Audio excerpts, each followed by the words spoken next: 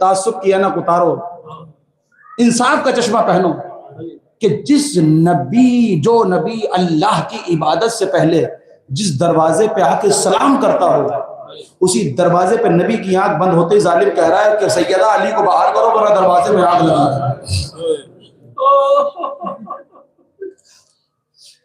عجیب بات ہے کہ نہیں؟ اب جتنی روایت میں پڑھوں گا کوئی شیعہ روایت نہیں، شیعہ کتاب کا حوالہ نہیں، جس کو چاہیے وہ کتاب کے حوالے ہم سے لے۔ نبی کی آنکھ بند ہوئی، کفن میلا نہیں ہوا۔ جس بی بی کو کہا جا رہا ہے فاطمہ تو ام ابیہا، فاطمہ تو بضعۃ منی، فاطمہ تو قلبی، فاطمہ تو روحی، اس بی بی سے کیا کہا جا رہا ہے؟ مسلمان کیا کہہ رہے ہیں؟ سیدہ علی کو باہر کرو، دروازے میں آگ لگا دیں گے۔ میرے پاس کتاب موجود ہے، اس ملعون لعنتی نے اپنے شام والے فقیر کو خط لکھا، اس خط کے اندر اس نے لکھا کہ جب میں نے کہا کہ علی کو باہر کرو ورنہ دروازے میں آگ لگا دوں گا، تو سیدہ کی پردے کے پیچھے سے آواز آئی کہ میں علی کو باہر نہیں کروں گی، علی کو باہر نہیں کروں گی۔ کہا میں نے دروازے میں آگ لگا دی۔ کہا صرف آگ نہیں لگائی کہ میں نے دیکھا کہ مجھے آہٹ محسوس ہوئی کہ کوئی اپنی جگہ سے اٹھا اور دروازے کے پیچھے آ کے کھڑا ہو گیا، تو اس آہٹ کا محسوس ہونا تھا، میں نے دروازے میں ٹھوکر ماری، ٹھوکر کا مارنا تھا، جلتا ہوا دروازہ اس بی بی کے اوپر گر پڑا۔ ذرا انصاف کریے گا، یہ ہاتھ جڑے ہوئے ہیں۔ ابھی سردی کا موسم چل ہی رہا ہے، ابھی جنوری کی ٹھنڈک تھی، آپ کو لکڑیاں وغیرہ جلاتے ہوں، کبھی آپ نے کوئی ویسی لکڑی دیکھی جلتی ہوئی کہ جس میں کیل ہو؟ دیکھی ہوگی نا کوئی ایسی لکڑی کہ جس میں کیل لگی ہو۔ جب وہ لکڑی جلتی ہے اور کیل کا رنگ کیسا ہو جاتا ہے؟ کوئی ہے ایسا ہم میں سے کہ اس جلتی ہوئی اس سرخ کیل کو ہاتھ لگا لے؟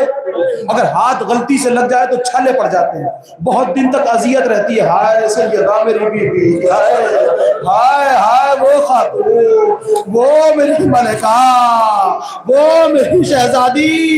ارے بیوی کے اوپر صرف دروازہ نہیں گرا بلکہ آگ کی لپٹیں جو میخیں گرم ہو چکی تھی، سرخ ہو چکی تھی، وہ پسلیوں کو چیرتی ہوئی اس جگہ تک پہنچی کہ بی بی کی آواز نکلی، فضا میرا محسن مارا گیا۔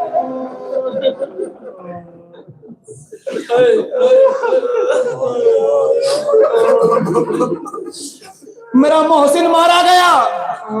روایت کہتی ہے، یہ ملعون فرق لکھتا ہے کہ ہم 70 آدمیوں کے ساتھ اسی جلتے ہوئے دروازے سے، سن لینا آسان ہے، پڑھ دینا آسان ہے، ذرا سوچئے، یہ دروازہ ہے، یہ بی بی ہیں اور یہ زمین ہے،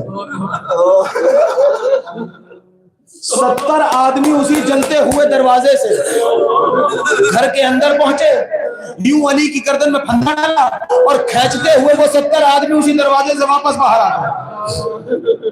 بی بی بے ہوش ہے کہ چند لمحہ بعد غش سے فاقہ ہوا، آنکھ کھلی، فضا کو قریب بلایا، فضا پسلیاں ٹوٹ چکی ہیں نا، محسن مارے گئے نا، لیکن بی بی پسلیوں کی تکلیف بھول گئی، محسن کا درد بھول گئی، آنکھیں کھول کے کہا فضا علی کہاں ہے؟ علی کہاں ہے؟ کہا وہ علی کی گردن میں پھندا ڈال کے لے کے گئے ہیں۔ بی بی اپنی جگہ سے اٹھی، یوں سیدھا ہاتھ پسلیوں پہ تھا، آگے بڑھ کے کہا ہے ظالموں علی کو چھوڑ دو۔ روایت ہے، روایت، یہ ملعون لعنتی نے اپنے غلام کنفس سے کہا کہ جا سیدہ سے کہہ گھر میں چلی جائے۔ یہ ملعون کہتا ہے کنفس کہا کہ اگر سیدہ میرے کہنے سے اندر نہ جائے تو کیا کروں؟ کہا جو تیرا دل چاہے وہ کر لینا، جو تیرا دل چاہے وہ کر لینا۔ یہ منحوس لعنتی آیا اور آنے کے بعد کہتا ہے اے سیدہ گھر میں چلی جاؤ۔ بی بی فرماتے جب تک علی کو نہیں چھوڑو گے میں گھر میں نہیں جاؤں گی۔ یہ کہتا ہے بی بی جاؤ گھر میں چلی جاؤ۔ بی بی کہتے جب تک علی کو نہیں چھوڑو گے میں گھر میں نہیں جاؤں گی۔ بس یہ لعنتی اپنا تازیانہ نکالتا ہے اور پشت پہ تازیانے، اتنے تازیانے مارتا ہے ہوش ہو جائے۔ ایک روایت سنا دوں آپ، شاید گھر تک احساس کرتے جائیے گا۔ جب یہ خلافت پہنچی نا، قحط پڑا تھا، سوکھا پڑ گیا، ان صاحب نے جتنے لوگوں کا وظیفہ آتا تھا سب کا بند کر دیا، سب کی تنخواہ